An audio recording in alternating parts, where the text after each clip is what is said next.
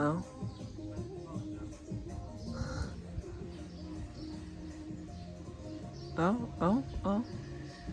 ยินเสียงเพลงบ่ได้ลานลูกเขามานี่เอ้าพ่อ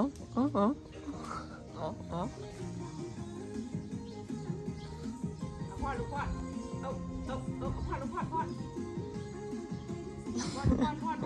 ว้าปวดงามเลยนะพ่อเลยไม่เบิ่งลูกยกมือลูกยกมือหลักพ่อเดี๋ยวโอ้ยเอาพ่อลูกพ่อ ไผ่พรเฮ้ยไอ้เต้นนั่นอะไรเนี่ยพ่อ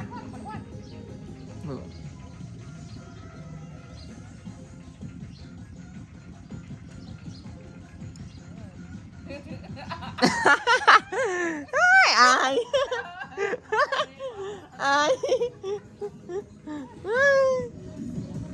อลิศสวัสดีจ้าเร็ว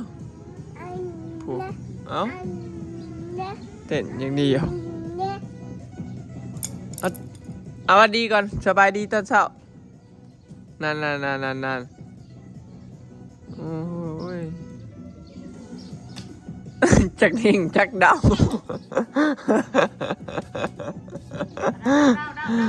จ้าทั้งเต้นทั้งเดาโอ้ยได้หน่อยนะพี่น้องเอ้ยรู้จักอยู่ไหมรู้จักเด้งอีกเว้ย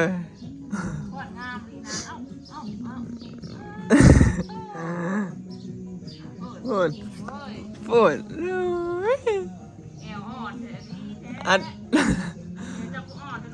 จักไผ่สอนเมื่อกี้ก็เด็กเงียบอยู่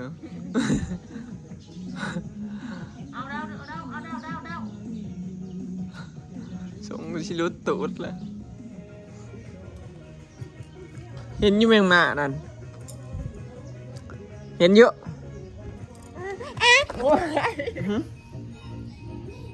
ตาคือกันอยู่มือตานะใส่หนาคือกันบ่ลูกไผ่เนี่ยใส่พอดิชี้ดูนี่ใช่แม่ชี้เอิ้นแม่ดูมา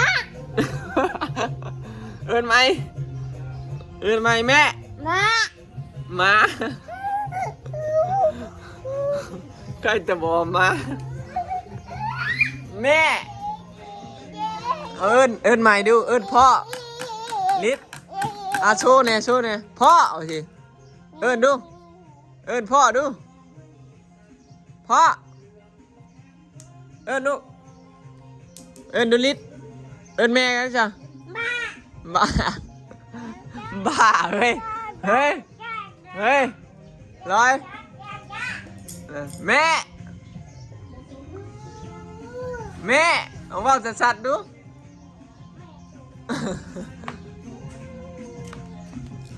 เอาเอิ้นแม่ใหญ่ดูใหญ่ไปสิแล้วพูดเอิ้นใหญ่ดูเอิ้นใหญ่มาดูใหญ่ฮะมาไปหาพี่ใหญ่ไปเอาว่า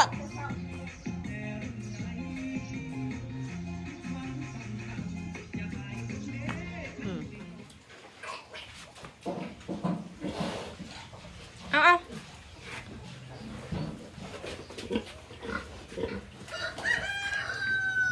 กำลังเผาหน่อไม้บ่าวอ้อยโทรเมื่อมูได้ลูกนานเป็นตามที่คอยขาดไว้ลีได้จักเตะโอเด้ลูกเอ้ยมูอีมารวยได้ลูกแล้วพี่น้องเนาะสบายดีเด้อพี่น้องมื้อนี้เป็นมื้อข้าวดีมื้อสันวันดีได้ลูก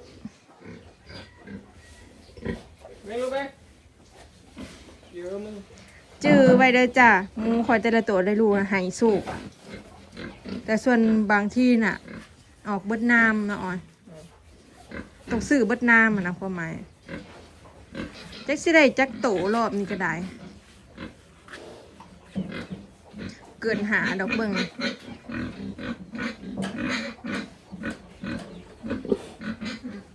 ย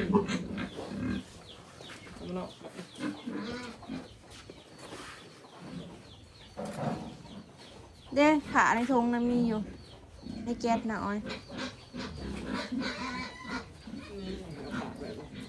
คอยบอกนางมารวยลูกเอ้ยอย่าได้ตอนเด็กเด้อบอกคนนะได้ตอนเช้าเด้อลูกเด้อได้ตอนเช้าออกมาเกือบโมนะ ถ้าก็ได้มึงเช่าเลยนี่ใหม่เลย คือที่มันถาผู้เจ้าบ่มาจักเทื่อละออกลูกเห็นเพิ่นนอนอยู่เมื่อวานนี่ก็เจ็บท้อง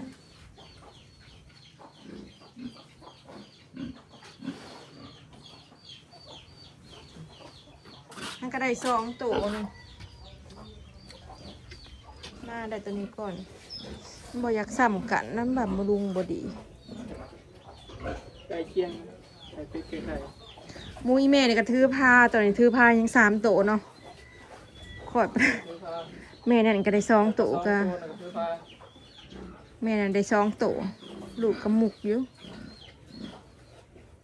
ตาเบิ้งที่ได้จะโต หารุ่นพี่น้องออกมาอีกแล้ว ออกมาอีกแล้ว ออกเงินออกตัวนี้ใหญ่ ยังไงกูมูเลย นี่ยังลูกเพิ่นก็บ่ได้ซ้ำกันเด้ หมดเสมอ ตัวน้อยตัวใหญ่ตัวนี้เพิ่นจนคนออกเลย ออกมาเล่นเลย ออกมาเลยหมูตัว แต่ยอมหับหมูตัวนี้เลี้ยงลูกดีขนาดเลย มันเป็นน้ำแนวมันแนวเหละ พอดีคุณใส่กันนะได้หมูตัวนี้กับตัวนั้นเนาะเฮ้ย ตัวใด 2ตัว บัท่านเนาะห่างกันไปเดือน ทัน บัท่านห่างกันถึง2 ติดนะใครอยู่2 ติด บ่อยากคุณนะพี่น้องมันหน่อย ตัวนั้นไม่เฉียวออกนมบัท่านกันห่างกัน2 ติด ตัวที่4เลยนี่เฮงๆมันมานให้เด้อลูกเอ้ยมื้อนี้วันหยัง วันชุกร์บ่อยมันชุกร์บ่เล็กลาวได้มั้ยขอจะมีโศกแต่ช่วง 8-9 โมงถ้าใส่กันจะมื้อแรงอีกจึงซื้อได้ นี่ใหญ่หน้าตา เหมือนสร้างน้อยแต่ก็หมักเอาเล็กสร้างหมูตัวนี้ เบิ้งหูมันนะนี่คือสะ อันนี้โทรศัพท์อันกล้องเบาอ้อยถ่ายเด้วยพี่น้องมินบอกคอยเนี่ยว่ามันแจ้งมันหยังอยู่บอกเขายันเป็นน้ำจอโทรศัพท์คอยนะยันแบบว่ามันเหลืองมันมัวเลย จอมสลายมันเรืองกับหน้าจอมันใส่ผ่านหน้าจอมันหลาย4 ตัวแล้วพี่น้องได้ตามเป้าจนสลอยว่าหามาเบิ้งที่ได้จากโต เขาว่าหา พี่น้องก็ได้จากตัวคอมเมนต์มา แต่ว่า เราก็บ่เห็นท้องเลยเนาะ มันคือว่ามันออกไวอยู่พี่น้องบอยยังบ่ทันได้ฉีดยาเร่งคลอดพอยาเร่งคลอดเฮานั่งเฝ้าหมูแล้วพี่น้องแล้วก็ได้3 ตัวที่4ตายเนาะมันน้อยมันหยอดบ่สมบูรณ์ กินอาหารก็เต็มที่ ถ้าก็ได้3ยังเฝ้ากันอยู่พี่น้อง ว้าสิได้สินี่ลูกลูกมันน้อยแห้งอะไรเลยปกติลูกมันใหญ่นะ หมูตัวแท่งลูกนะพี่น้องตัวนี้ปัวเอาฉีดยาปัวขารุ่นเบิ่งแต่ว่ายังบ่เห็นน้องออกเนาะถ้าน้องเพิ่นออกมาพกเพิ่นพกออกพุ่นละจังสิเบิดปล่อยเพิ่นได้นั่นนี่แหละเฮาสิบ่ซอย เพราะว่าคันเคยจกแล้วสิจกเลยสิ โอ้ย แล่นเลดอันนี้นะพอก็แล่นเลดแม่ก็แล่นเลดก็เลยหูใหญ่หูตุกหูก็เลยตุกหูพี่น้องหมูแล่นเลดพันแล่นเลดนี่หูแห้งเลี้ยงลูกดีนมหลายเลี้ยงลูกดีหูจักความเลี้ยงลูกดีแห้งลูกเบิดในพันสายพันธุ์หมูนี่มันเป็นแล่นเลดเนี่ยเลี้ยงลูกดีสุดเนาะผู้ใดที่แบบว่าหมักแบบเลี้ยงดูแลหมูง่ายบ่มักแบบสบายดูแลบ่ยากมันคือเลือกพันธุ์แล่นเลดเนาะบอยก็สิเอาพันธุ์แล่นเลดเบิดละบัดนี้เพราะว่า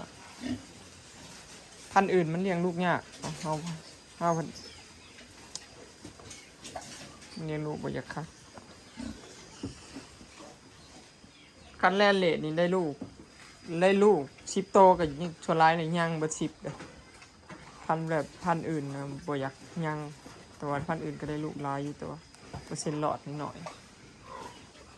แต่พันธุ์นี้นะเวลาลูกกินนมก็นอนให้ลูกกินนมจนลูกอิ่มเลย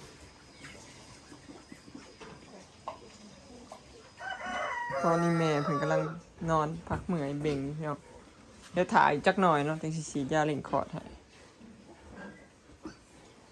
เพราะว่ายาเล่งคอร์ดนี่เขาสีด